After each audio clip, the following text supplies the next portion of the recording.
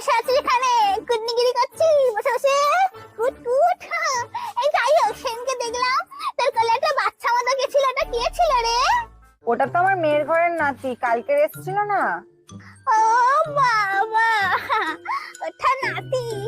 আমি তো ভাবলাম তুই মনে হয় ভান বেরোল পুষেছে। সেই কালো কালো বিল্লির বাচ্চাগুলো হয় না, সেই গাছে গাছে ঘোরে, সরেল সরেল। আমি ভাবলাম তুই মনে হয় সরেল পুষেছে। বাচ্চাদের ওরকম ভাবে বলতে আছে কালো ফর্সা নিয়ে? তুই জীবনে মানুষ হবি না।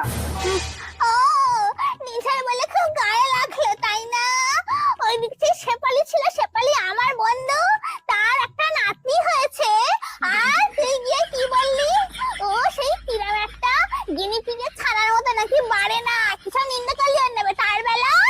এই তুই চুপ কর, তোর সাথে আমার কথা বলা পুরো বেকার হয়েছে।